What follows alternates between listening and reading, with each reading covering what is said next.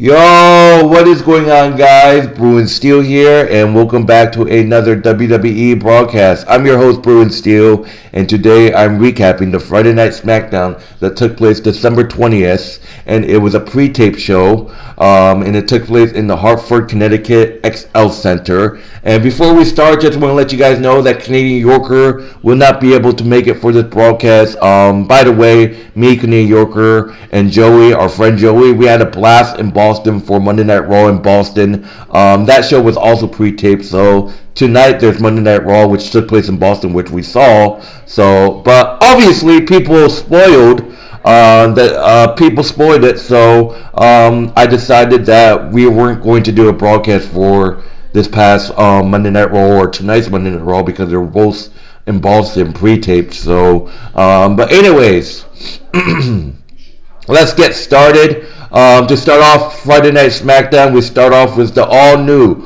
all-different Bloodline making their entrance and Solo getting on the mic. He demands to be acknowledged. He continues saying Roman Reigns sat on his little boat with the Wisemen and decided to challenge him on January 6th to a Tribal Chief comeback for the Garland for the Tribal Chief. He's eager to do it one-on-one. No bloodlines, no Wisemen, and he'll walk out as Tribal Chief. He gets interrupted by Drew McIntyre. Solo tells him he was really happy when McIntyre kicked his brother in the face, but he'd better have a good reason to interrupt. Drew said he'll make it quick because it hurt to be this close to Sikoa and not beat him within an inch of his life. He wants to know when Solo lies in bed at night, does he wonder when Drew is coming for him.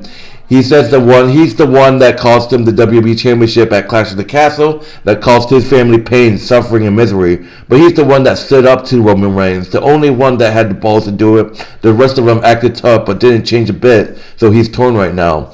What is he to do? He's here what he's thinking. He recommends Drew McIntyre starts working his way through his hit list, taking out more OG Bloodline members, and Solo takes Roman Reigns out for good, and then the two of them will finish their business. Before Solo could talk, Big Jimmy Uso pulls Drew out of the ring and beats him unholy with his crutch. McIntyre runs off to the back. LA Knight, Apollo Crews, and Andrade attack and send the Bloodline packing. So obviously, I kind of knew that Drew was going to go after Solo because obviously the OG Bloodline, but I was kind of uncertain if he was going to go after Solo. I mean, because he's a heel and he's going after Roman, but then, they have unfinished business because, obviously because Solo cost Drew McIntyre the championship at Clash of the Castle. But my question is, if they have that clash, will one of them, well, I don't know, but will we just have a heel versus heel matchup? I mean, we've seen it, but, I really think that maybe we should have, like, a baby face versus a heel, but I think we're going to get a heel versus heel matchup because I don't think Drew's going to turn face. I don't think Solo's not turning face, guys. But yeah, so we might see that down the road, a heel versus heel matchup, but I'm not quite sure. That'd be awesome. Drew McIntyre getting traded to SmackDown, it could happen, and then he could feud with the new Bloodline after obviously Solo's done with Roman. But we have to wait and see. So that LA Knight, Apollo Crews, and Andrade sets up that 6-man tag team match. The all different Bloodline, Samoan Werewolf, Jacob Fatu, Solo Sikoa, and Tama Tonga versus Andrade, Apollo Crews, and LA Knight. So that's the first match of the Friday Night Smackdown.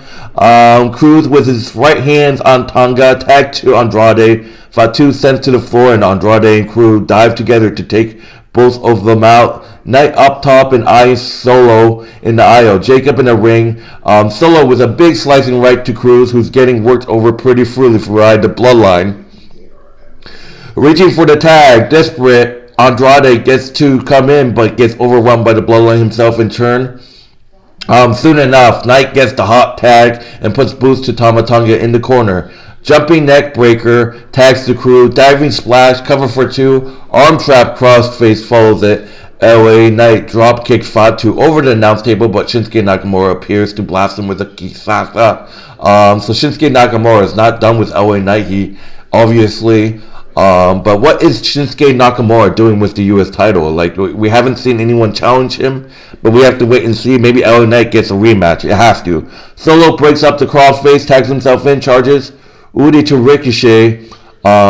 Ricochet connects and spinning. Solo hitting the Samoan spike on Apollo Crews, gets the win. The all-new, all-different Bloodline defeats LA Knight, Andrade, and Apollo Crews by pinfall. So obviously I knew they were going to win. So, so that's just that.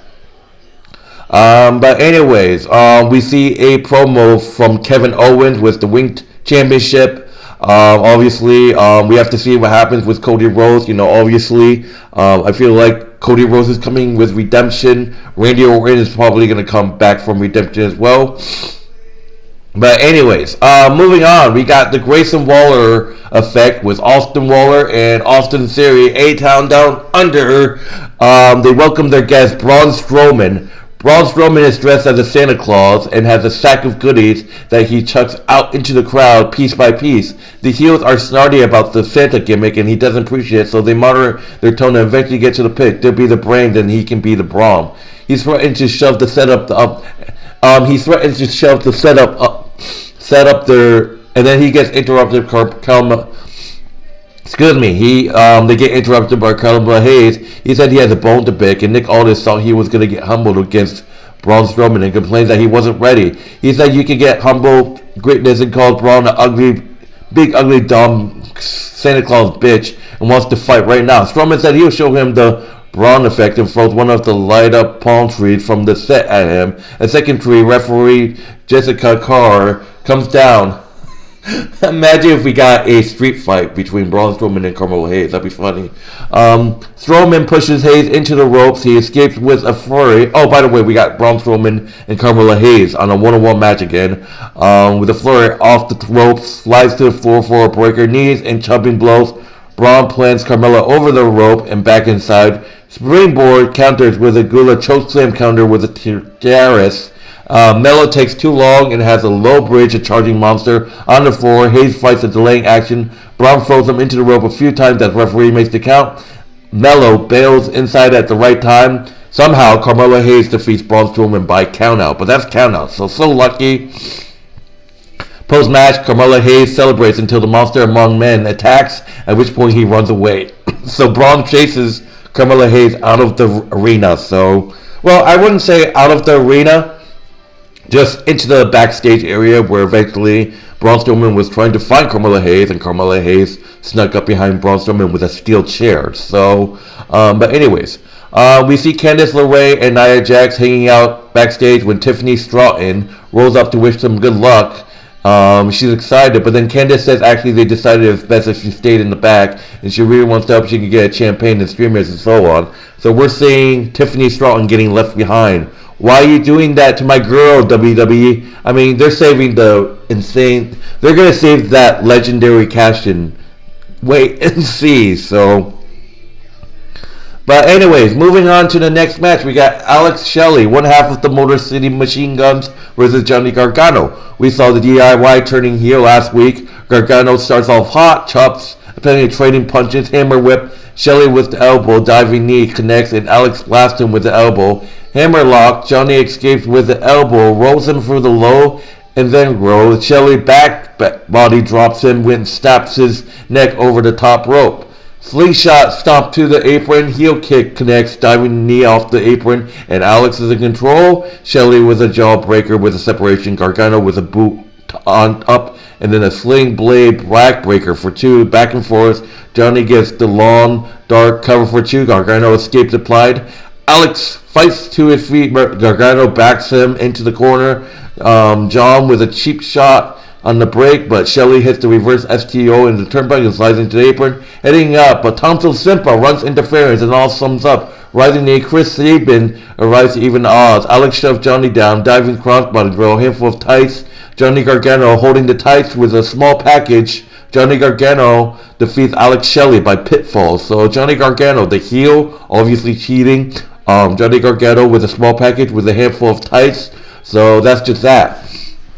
But anyways, yeah, great win, I guess. DIY, it's interesting to see DIY as a heel group. I'm not sure if that's something that's been done before, DIY as a heel group, but we have to wait and see.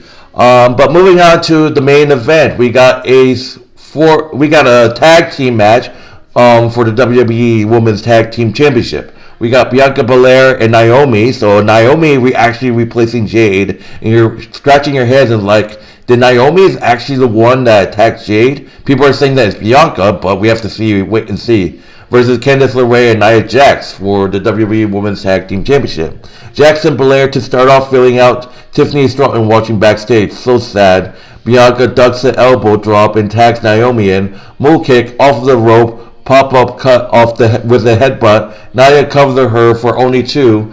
LeRae with a code breaker setting up a Samoan drop from Jack, but Bianca kicks out. Cobra clutch applied to grind Bianca down. Quick tags malfunction at the junction and Naomi is in. Lateral corkscrew uppercut. The springboard roundhouse kick connects. Whip to the corner. Boot up. Diving X Factor. Split legs moonsault. Nobody home. Nia goes on top. No good. Sydney Stratton comes up to the ringside.